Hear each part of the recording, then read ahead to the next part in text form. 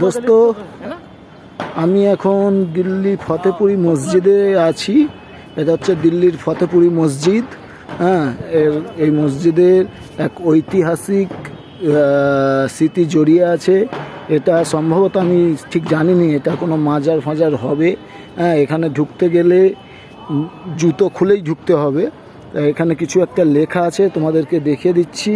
হ্যাঁ, আমি হিন্দি ঠিকঠাক পড়তে পারি না, তবে ইংলিশটা পড়তে পারি। এখানে লেখা আছে 370 ইয়ার্স ওল্ড হিস্টোরিক আহতা নানু শাহ ডক্টর মুফতি মোহাম্মদ মোকাররম আহমেদ শাহী ইমাম, ফতেপুরি, দিল্লি। আমার সম্ভবত মানে এইখানে যে সমস্ত মানে এটা আছে, মানে কবরস্থান আছে বা যারা শুয়ে আছেন আল্লাহওয়ালা, তো এরা এটা তাদের হচ্ছে ঠিক মসজিদের সামনে তাদের স্মৃতিসৌধ বা কবর কিভাবে করা আছে। সম্ভবত এখানে কিছু ফুল দেওয়া হয়, তবে এই ফুল দেওয়াটা কতটা যুক্তিযুক্ত আমার জানা নেই। তবে যাই হোক, এইটা দেখতে পাচ্ছ, এগুলো হচ্ছে ফতেপুরি মসজিদের ঠিক সামনে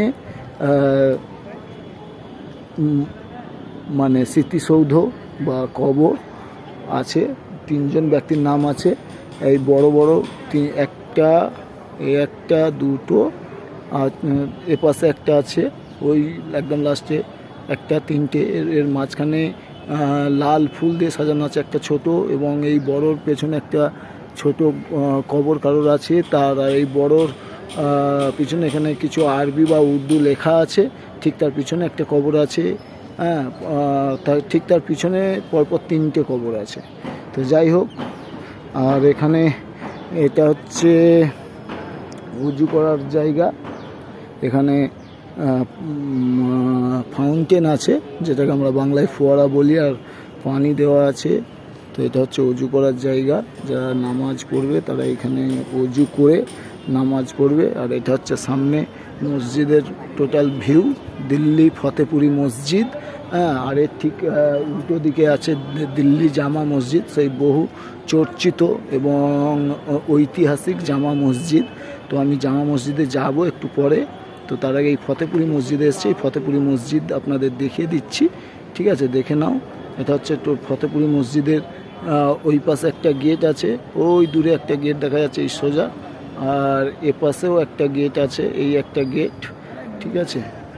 আর এ পাশে একটা গেট আছে, এই একটা গেট, ঠিক আছে? এই সোজা গেট, ঠিক আছে?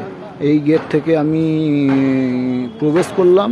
ঠিক এই গেট আছে, এই গেট থেকে শুরু করে এটা পুরোটাই মসজিদ বা হোস্টেল কিছু আছে, মাদ্রাসা আছে আমার সম্ভবত, আমার জানা নেই। মাঝখানে কিছু একটা ছোট্ট মতো ঘর আছে, আর ওই ঘরটা কিসের বা জানি না, তবে এটা আমার মনে হয় বৈদ্যুতিক কিছু ব্যাপার আছে। ঠিক তারপরে এইভাবে মসজিদটা গেছে, ঠিক আছে? এই এখানে একটা গেট মাঝখানে, ঠিক আছে? দুটো সাদা বিল্ডিংয়ের ঠিক মাঝখানে একটা গেট আছে। আর এখান থেকে এইভাবে গিয়ে ওই কোণাতে গাছ হয়ে, ঠিক আছে, এই হচ্ছে মেন মসজিদ। আর মসজিদের মাথায় দুপাশে দুটো বড় এই একটা মিনার, এই পাশে একটা বড় মিনার, এবং মাঝখানে আরও তিন চারটে মিনার আছে, গুনলে পাওয়া যাবে 1 2, মাঝখানে গম্বুজ, ঠিক তার উপরে মিনার আছে। আবার ওদিকে মেন মসজিদ এটা, আর মেন মসজিদের এপাশে আবার এই সাদা কালারের বিল্ডিং আছে। আর এপাশে এই বিল্ডিংটা এখন মডিফাই হচ্ছে, সম্ভবত কাজ চলছে, বাঁশ ফাঁস বাঁধা আছে, দেখতে পাচ্ছ। তো এটা হচ্ছে দিল্লি ফতেপুরি মসজিদের ভিউ, তোমাদেরকে বন্ধুরা দেখালাম। এরপরে আমি দিল্লির জামা মসজিদ যাব, আর ঠিক তারপরে লালকেল্লা যাব। জামা মসজিদ আর লালকেল্লা পাশাপাশি, তো আমি পায়ে হেঁটেই যাব।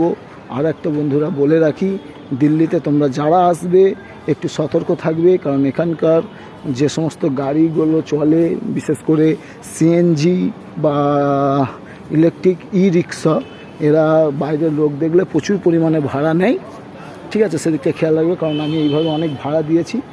তো এখন আমি অনেকটা রাস্তা পায়েও হেঁটেছি।